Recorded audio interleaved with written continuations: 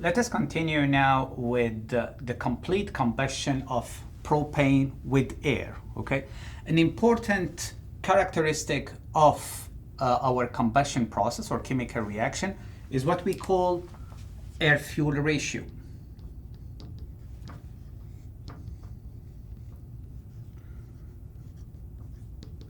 By definition, it's AF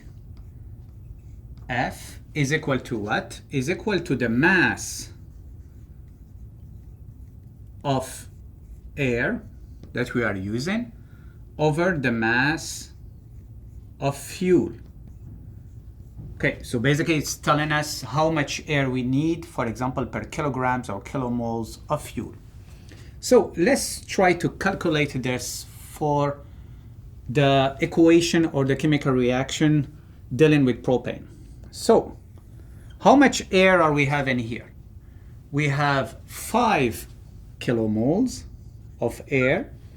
Now we are looking for the mass of air. You remember that by definition, we have that the molecular weight is equal to the mass over the number of moles, and this leads to the mass is equal to what?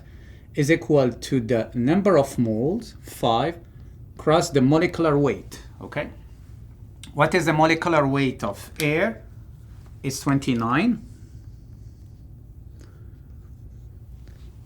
And the mass of fuel here, what do we have? We have only 1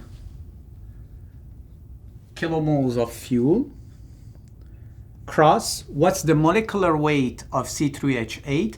This is 3 times 12 plus 8, giving us 44. Okay? But here comes a big warning, okay? So you see here the air, we put 5 kilomoles, but this tells us that we have 5 kilomoles of air, which is wrong. You remember that we said that this is not 1 kilomole of air. This represents 4.76 kilomoles of air.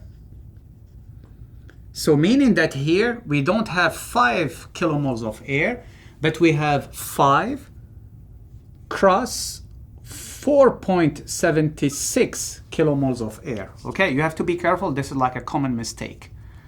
And if we calculate this, this will give us an air-fuel ratio of 15.69.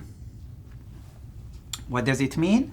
This means that in terms of mass, we are using 15.69 more times air than fuel, okay? And here we can write it as kilograms of air over kilograms of C3H8 or directly per kilograms of fuel. So from here actually we can define 2 things. You have to be careful because here what we defined for this one is with a complete combustion and 100% theoretical air. Okay, we don't have excess air. So if we are having an air-fuel ratio which is higher than the one we predicted, the 15.69, and we have another possibility if our air-fuel ratio is lower than 15.69. If the air-fuel ratio is higher than 15.69, what does it mean? This means that we are using more air than required, okay? And we'll be calling this lean mixture.